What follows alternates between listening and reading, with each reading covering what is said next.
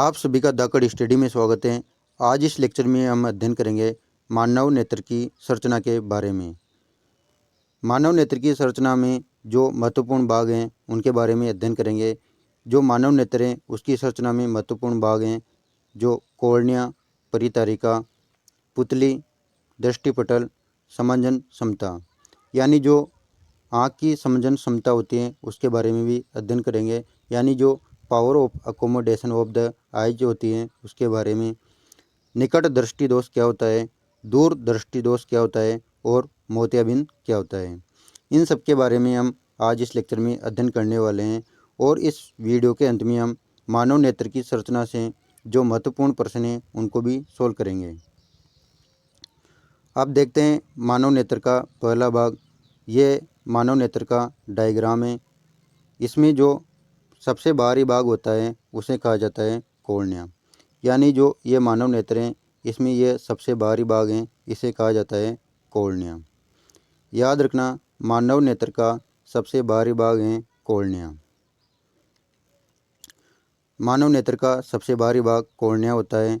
और जो नेत्र में प्रवेश करने वाली प्रकाश की किरणें होती हैं इनका अधिकांश अपवर्तन कॉर्निया के बाहरी पृष्ठ पर होता है।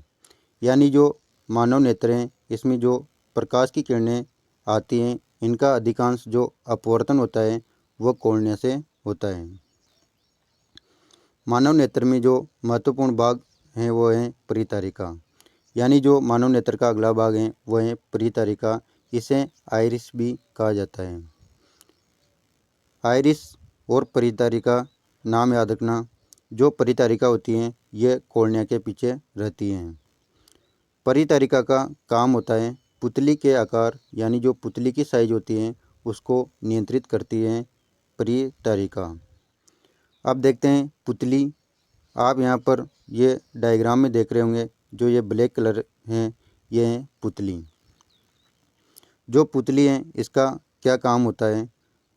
पुतली का काम होता है आँख में जो प्रकाश आता है उसकी किरणों को नियंत्रित करता है। यानी जो हमारी आँख के अंदर जो प्रकाश की किरणें आती हैं उसको नियंत्रित करती हैं पुतली। ये फैक्ट बहुत ही ज़्यादा महत्वपूर्ण है। यहाँ से एग्जाम में क्वेश्चन पूछा जाता है कि आँख में प्रवेश करने वाली प्रकाश की किरणों को कौन नियंत्रित करता है, तो वह करती है पुतली। तो इस फैक्ट को याद रखना, आँख में प्रवेश करने वाली प्रकाश की किरणों को नियंत्रित करती है पुतली। जो अगला भाग है वह है रेटिना। ये मानव नेत्र का सबसे महत्वपूर्ण भाग है रेटिना। इसे हिंदी में दृष्टिपटल भी कहा जाता है। देखिए, जो मानव नेत्र हैं इसमें सबसे बाहरी भाग को कहा जाता है कॉर्निया। और जो मानव नेत्र हैं इसके अंदर में जो सबसे पीछे का भाग होता है उसे कहा जाता है रेटिना। आँखों के अंदर के पिछले भाग को कहा जाता है दृष्टिपटल यानी रेटिना। जो मानव नेत्र हैं इसमें जो प्रतिबिंब बनता है वो बनता है दृष्टिपटल पर।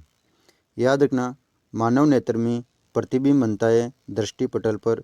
यह बहुत सी बार एग्जाम में क्वेश्चन पूछ लिया गया है कि मानव नेत्र में प्रतिबिंब कहाँ पर बनता है, तो वह बनता है दृष्टिपटल पर, यानी रेटिना पर प्रतिबिंब बनता है। अब ये प्रतिबिंब कैसा बनता है? ये प्रतिबिंब बनता है वास्तविक एवं उल्टा। याद रखना, मानव नेत्र में जो प्रतिबिंब बनता है वह बनता है वास्तविक एवं उल्टा। जो ये प्रतिबिंब बनता है ये बनता है उत्तल लेंस के समान। उत्तल लेंस में भी वास्तविक एवं उल्टा प्रतिबिंब बनता है। इस प्रकार जो मानव नेत्र हैं उसमें भी वास्तविक एवं उल्टा बनता है। इस प्रकार जो मानव नेत्र का लेंस है वह उत्तल लेंस की तरह कार्य करता है। यानी उत्तल लेंस और मानव नेत्र का जो लेंस होता है वह समान तरीके से कार्य करता है। जो मानव नेत्र में अगला भाग है वह है समंजन क्षमता। यानी जो अपनी आँख की जो समंजन क्षमता होती है वह क्या होती हैं? जो मानव नेत्र की लेंस की वह क्षमता जिसके कारण वह अपनी फोकस दूरी समायोजित कर लेता है उसे कहा जाता है समंजन क्षमता। अब देखते हैं निकट बिंदु क्या होता है। देखें, जैसे ये मानव नेत्र हैं तो इसमें निकट बिंदु क्या होता है। मानव नेत्र की वह न्यूनतम दूरी जिस पर वह वस्तु को बिना किसी तनाव के देख सके उसे कहा जाता है निकट बिंदु। इस दूरी को कहा जाता है निकट दूरी। देखें, वह न्यूनतम दूरी जिस पर रखी कोई वस्तु बिना तनाव के अत्यधिक स्पष्ट देखी जा सके उसे कहा जाता है निकट बिंदु। जो सामान्य नेत्र होती हैं उसमें निकट बिंदु की आँख से दूरी होती है लगभग 25 सेंटीमीटर। यानी ये मानव नेत्र हैं, यहाँ से यह निकट बिंदु है। यानी इस बिंदु पर व्यक्ति बिना किसी तनाव के देख सके इसे कहा जाता है निकट बिंदु, और इस दूरी को कहा जाता है निकट दूरी। ये दूरी होती हैं 25 सेंटीमीटर। यानी 25 सेंटीमीटर निकटतम दूरी होती है। और अगला बिंदु है दूर बिंदु। दूर बिंदु क्या होता है, यह है मानव नेत्र। अब ये कहाँ तक देख सकता है इसे कहा जाता है दूर बिंदु। देखे, कोई भी मानव नेत्र अनंत दूरी तक देख सकता है। मानव नेत्र की का जो दूर बिंदु होता है वो होता है अनंत, और जो निकट बिंदु होता है वो होता है 25 सेंटीमीटर पर। तो इन दोनों को याद रखना, दूर बिंदु होता है अनंत पर और निकट बिंदु होता है 25 सेंटीमीटर पर। दूर बिंदु वह बिंदु होता है जिस पर कोई नेत्र सुस्पष्ट देख सके उसे कहा जाता है दूर बिंदु, और ये अनंत दूरी पर होता है। यानी एक सामान्य नेत्र 25 सेंटीमीटर से लेकर अनंत दूरी पर वस्तुओं को सुस्पष्ट देख सकता है। यानी जो मानव नेत्र की जो रेंज होती है वो होती है 25 सेंटीमीटर से लेकर अनंत तक। ये मानव नेत्र की रेंज होती है 25 सेंटीमीटर निकट बिंदु और अनंत दूर बिंदु। अब देखते हैं जो निकट दृष्टि दोष क्या होता है। देखें, निकट दृष्टि दोष को मायोपिया भी कहा जाता है, क्योंकि आपको मायोपिया ऐसा भी एग्जाम में नाम आता है, तो इसको भी याद रखना। इन दोनों नामों को याद रखना, क्योंकि आपको मायोपिया भी एग्जाम में देखने को मिल सकता है।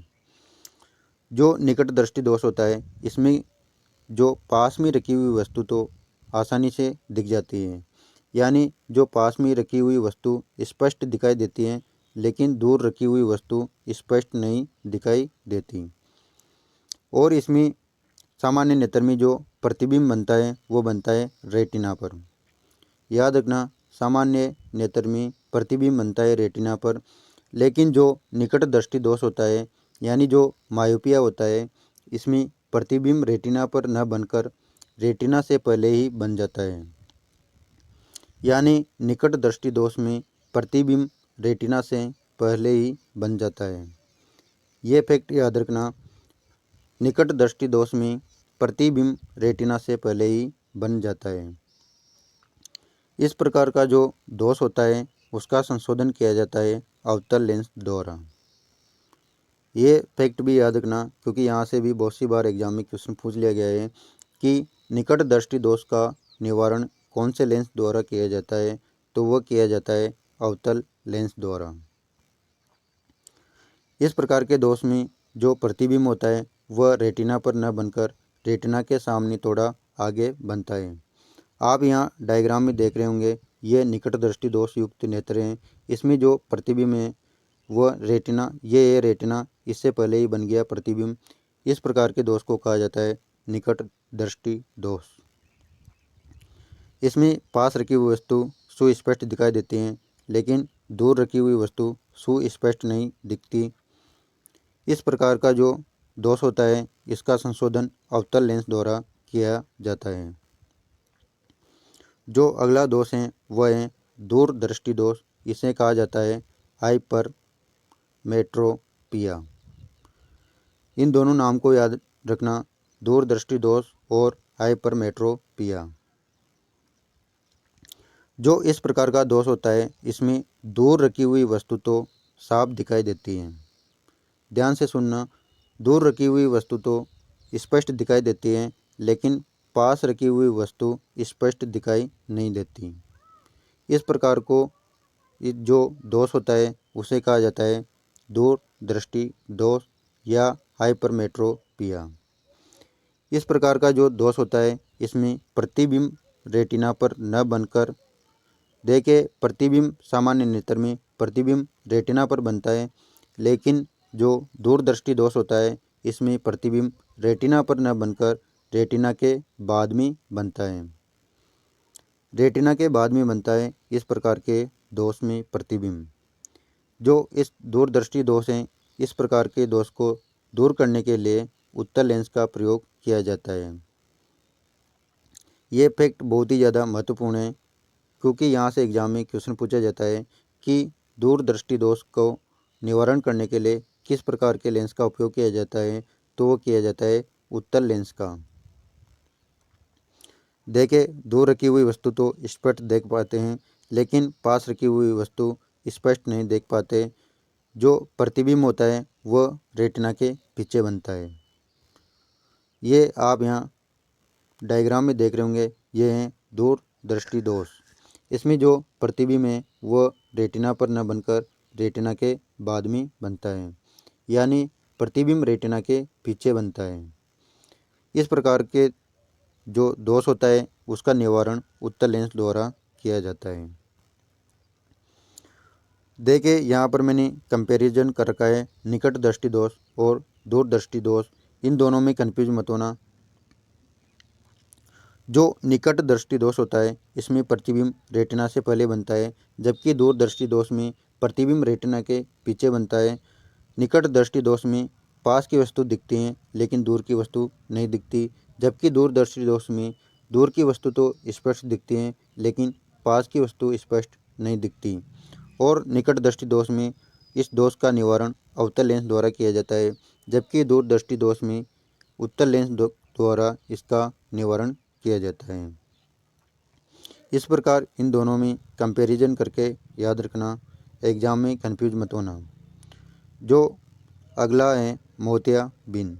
जो मोतियाबिंद है वह क्या होता है? कभी कभी अधिक आयु के व्यक्तियों के नेत्र का जो क्रिस्टलीय लेंस होता है वह दूधिया तथा धुंधला हो जाता है। इस कारण उन्हें वस्तुएं सुस्पष्ट नहीं दिखाई देती। इसको कहा जाता है मोतियाबिंद। जो मोतियाबिंद होता है उसका उपचार किया जाता है शल्य चिकित्सा द्वारा। अब हम कुछ इम्पोर्टेंट क्वेश्चन सोल्व करते हैं। जो क्वेश्चन नंबर फर्स्ट हैं वह है मानव नेत्र में प्रवेश करने वाले प्रकाश को नियंत्रित करता है वह है। क्या वो पुतली करती है, क्या वो परितारिका करती है, क्या वो दृष्टिपटल करता है या फिर कॉर्निया करता है? मानव नेत्र में प्रवेश करने वाले प्रकाश को नियंत्रित करती है पुतली, यानी इस क्वेश्चन का सही आंसर होगा ऑप्शन फर्स्ट। देखें, जो पुतली होती है वह मानव नेत्र में प्रकाश को नियंत्रित करती हैं। जो मानव नेत्र में प्रवेश करता है प्रकाश उसको नियंत्रित करती हैं पुतली।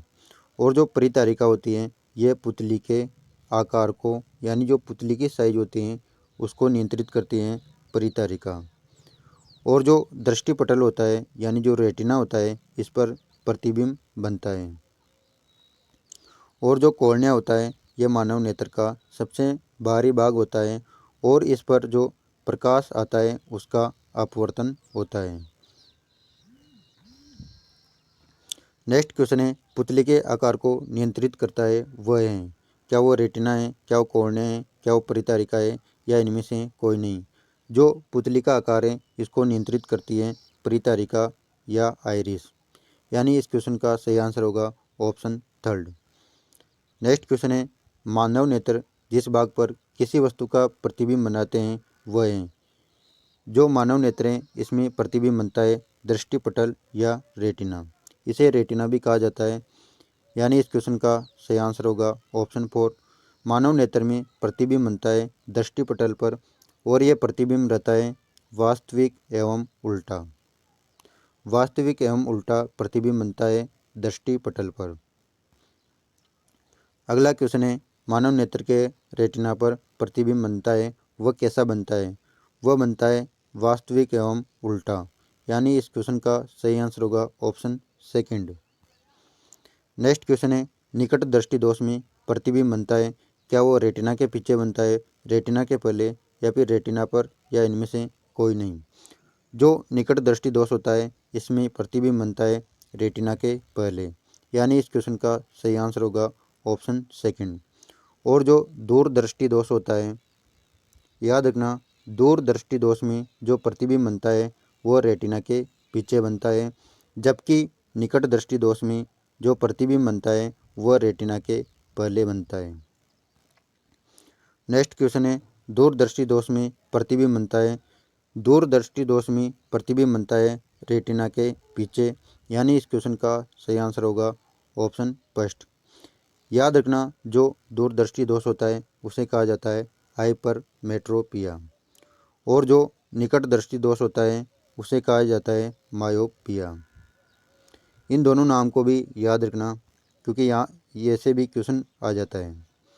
जो अगला क्वेश्चन है वह है सामान्य दृष्टि वयस्क के लिए स्पष्ट दर्शन की निकटतम दूरी कितनी होती है, वो होती है 25 सेंटीमीटर, यानी इस क्वेश्चन का सही आंसर होगा ऑप्शन थर्ड। देखिए जो मानव नेत्र हैं इसमें निकटतम दूरी होती है 25 सेंटीमीटर, और जो दूरतम दूरी होती है वो होती है अनंत, यानी जो दूर तक जो मानव नेत्र हैं वह दूर तक देख सकता है वो है अनंत दूरी तक वह देख सकता है। जो अगला क्वेश्चन है वह है मानव नेत्र का लेंस कौन से लेंस की तरह कार्य करता है, ये करता है उत्तल लेंस की तरह, यानी इसमें जो प्रतिबिंब है वो बनता है वास्तविक एवं उल्टा, यानी इस क्वेश्चन का सही आंसर होगा ऑप्शन फर्स्ट। आई होप ये सारे क्वेश्चन आपको समझ में आ गए होंगे, और जो मानव नेत्र हैं उसकी संरचना भी आपको समझ में आ गई होगी। धन्यवाद, मिलते हैं नेक्स्ट लेक्चर में। और जिन भी स्टूडेंट ने अभी तक चैनल को सब्सक्राइब नहीं किया वो चैनल को सब्सक्राइब करें और वीडियो को ज़्यादा से ज़्यादा शेयर करें।